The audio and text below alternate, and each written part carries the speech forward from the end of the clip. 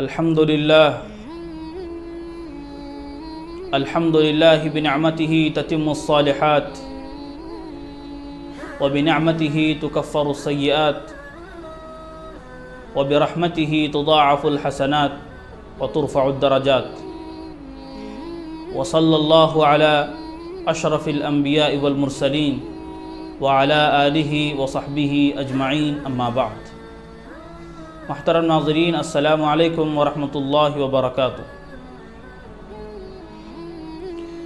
پچھلے ہفتے آپ حضرات کی خدمت میں غصے کا علاج بیان کیا گیا تھا۔ اس ہفتے جو حدیث پڑھی جائے گی اس میں نبی پاک صلی اللہ علیہ وسلم نے بات بیان فرمائی کہ جب آدمی غصے کو کنٹرول میں رکھے گا تو اس کا انعام کیا ہوگا، اس کا اکرام اور اس کا امتیاز کیا ہوگا، یہاں پر اس کو بیان کیا۔ بسم اللہ الرحمن الرحیم۔ وعن معاذ بن انس رضی اللہ عنہ ان النبی صلی اللہ علیہ وسلم قال من کظم غیظا وهو قادر على ان ينفذه دعاه الله سبحانه وتعالى على رؤوس الخلائق يوم القيامة حتى يخيره من الحور العين ما شاء، رواہ ابو داود۔ حضرت معاذ بن انس رضی اللہ عنہ سے مروی ہے کہ نبی پاک صلی اللہ علیہ وسلم نے ارشاد فرمایا، جو شخص غصے کو پی جائے جبکہ وہ غصے کو نافذ کرنے کی طاقت رکھتا ہے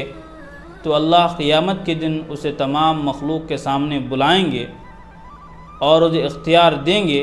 کہ وہ جنت کی حوروں میں سے جس کو چاہے انتخاب کر لے۔ وعن ابی ہریرہ رضی اللہ عنہ ان رجلا قال للنبی صلی اللہ علیہ وسلم اوصنی قال لا تغضب فردد مرارا قال لا تغضب، رواہ البخاری۔ ایک دوسری روایت میں ہے کہ نبی پاک صلی اللہ علیہ وسلم نے ایک آدمی سے جو آپ صلی اللہ علیہ وسلم کی خدمت میں حاضر ہوا اور عرض کیا، اوصنی، آپ مجھے وصیت کیجئے۔ فرمایا لا تغضب، غصہ نہ کرو۔ اس شخص نے کئی مرتبہ یہی سوال کیا، ہر مرتبہ نبی پاک صلی اللہ علیہ وسلم نے کہا لا تغضب، غصہ نہ کرو۔ وعن ابی ہریرہ رضی اللہ عنہ قال قال رسول اللہ صلی اللہ علیہ وسلم ما يزال البلاء بالمؤمن والمؤمنة في نفسه وولده وماله حتى يلقى الله تعالى وما عليه خطيئة، رواہ الترمذی۔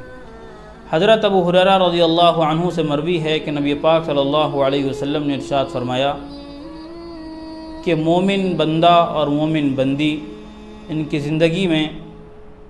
کبھی مال کے ذریعے کبھی اولاد کے ذریعے ان پر آزمائش آتی رہے گی، یہاں تک کہ یہ اللہ سے اس حال میں ملیں گے کہ ان پر کوئی گناہ نہیں ہوگا۔ تین حدیثیں یہاں پر بیان کی گئی جو غصے کے موضوع کے تعلق سے تھی۔ پہلی حدیث میں نبی پاک صلی اللہ علیہ وسلم نے اس بندے کا، اس شخص کا انعام بیان فرمایا جو غصے کو قدرت کے باوجود کنٹرول کرے،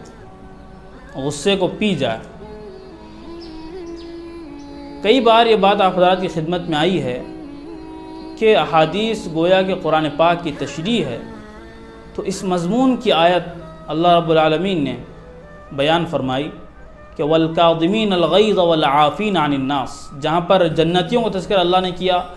جنت کی صفات کا کہ وسارعوا الی مغفرۃ من ربکم وجنۃ عرضها کعرض السماء والارض اعدت للمتقین، کہ جنت کی طرف لپکو کہ جس کی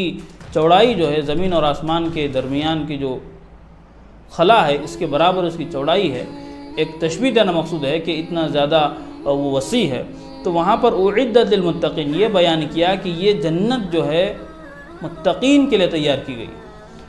اب متقین کون ہے اس کو آگے اللہ نے بیان فرمایا الذین ينفقون فی السراء والضراء والکاظمین الغیظ، جہاں پر دوسری صفات کا تذکرہ کیا وہاں پر ایک صفت یہ بھی بیان کی والکاظمین الغیظ، کہ جو غصے کو پی جانے والے ہیں۔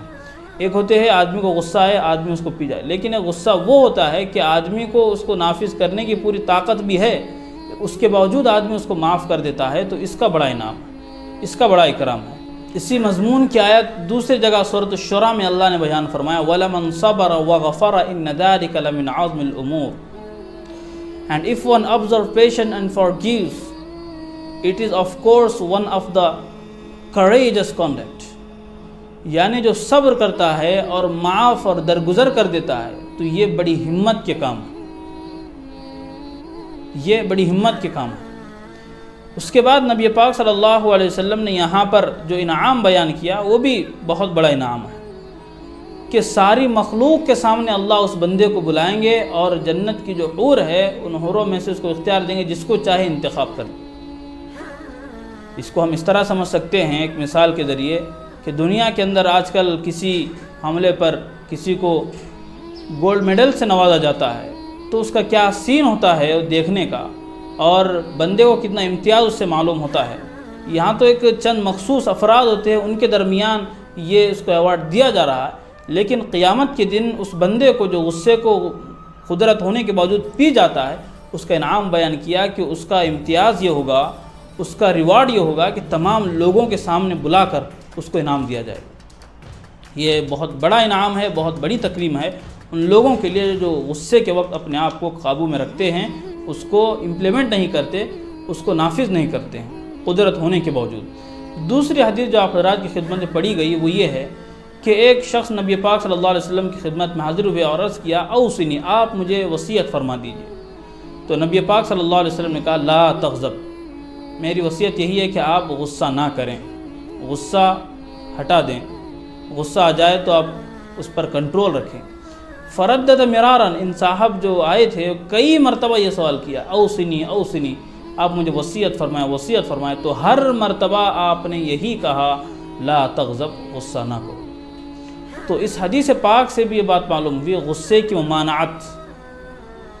دوسری بات جو اس حدیث پاک سے معلوم ہوتی ہے کہ جس شخص کو جس وقت جس چیز کی ضرورت ہے اسی کے مطابق اس کی رہنمائی کرنی چاہیے، اور جس شخص کے اندر جس کی کمزوری ہے اور کمی ہے اسی چیز کے بارے میں اس کو زیادہ نصیحت کرتے رہنا چاہیے تاکہ وہ بری عادت اور مذموم عادت اس کے اندر سے ختم ہو جائے، جو اس حدیث پاک سے ہم کو معلوم ہوتی ہے۔ تیسری بات جو آپ حضرات کی خدمت میں پڑھی گئی حضرت ابو ہریرہ رضی اللہ عنہ کی روایت سے کہ نبی پاک صلی اللہ علیہ وسلم نے فرمایا کہ مومن بندہ اور مومن بندی ان کی زندگی میں مصیبت اور پریشانی تو آتی رہیں گی، اور کیوں آتی رہیں گی؟ کیونکہ یہ مصیبت اور پریشانی یہ مومن بندے کے گناہوں کا کفارہ بنتی ہے، اور کبھی آزمائش ان کی اولاد کے سلسلے میں آئے گی، کبھی آزمائش ان کے مال کے سلسلے میں آئے گی، اور جہاں پر اللہ رب العالمین نے انسان کی تخلیق کا مقصد بیان کیا وہاں پر ایک بات یہ بھی بیان فرمائی وَنَبْلُوكُمْ بِالشَّرِّ وَالْخَيْرِ فِتْنَةً، کہ ہم تم کو آزمائیں گے شر کے ذریعے بھی اور خیر کے ذریعے بھی۔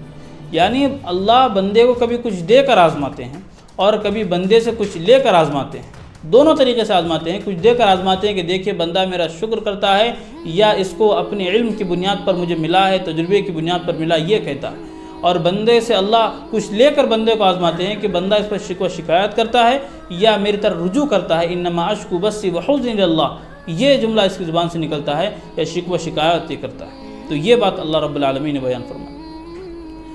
اور دوسری جگہ اللہ رب العالمین سورۃ الملک کے اندر بیان فرمایا لیبلوکم ایکم احسن عملا، کہ اللہ رب العالمین بندوں کو پیدا اس لیے کیا ہے لیبلوکم، تاکہ ان کا امتحان لے، ایکم احسن عملا، کہ کون اچھا کام کرنے والا ہے، احسن یعنی سب سے اچھا کام کون کرنے والا ہے یہ دیکھیں۔ تو یہ بات بھی معلوم ہوئی کہ مومن کی زندگی جو ہے اس کے اندر مصیبتیں بھی آئیں گی، پریشانیاں بھی آئیں گی، لیکن یہ مصیبتیں اور پریشانیاں مومن بندے کے لیے گناہوں کا کفارہ ہوگی۔ آخر کا جو ٹکڑا ہے وہ یہ بیان کیا حتیٰ یلقى اللہ تعالی وما علیہ خطیئہ، اللہ سے اس حال میں مومن بندہ ملے گا آزمائشوں کے بعد کہ اس پر کوئی طرح کا گناہ نہیں ہوگا، کیونکہ جو مصیبتیں اس پر آئی ہے، جو گناہ اس سے ہوئے تھے، ان مصیبتوں کی وجہ سے وہ گناہ اس کے معاف کر دیے گئے۔ تو بڑی فضیلت کی بات ہے، بڑی اہمیت کی بات ہے۔ پچھلے ہفتے آپ حضرات کی خدمت میں غصے کا علاج بتلایا گیا، آج غصے کا انعام کیا ہے، غصے کی تکریم کیا ہے، غصہ نہ کرنا قدرت ہونے کے باوجود اس کا امتیاز کیا ہے وہ بیان کیا گیا۔ اگلے ہفتے حضرت عمر بن خطاب رضی اللہ عنہ کا عمل بتایا جائے گا، ایک طرف تو غصے کا علاج، دوسری طرف غصے پر قابو پانے کا انعام،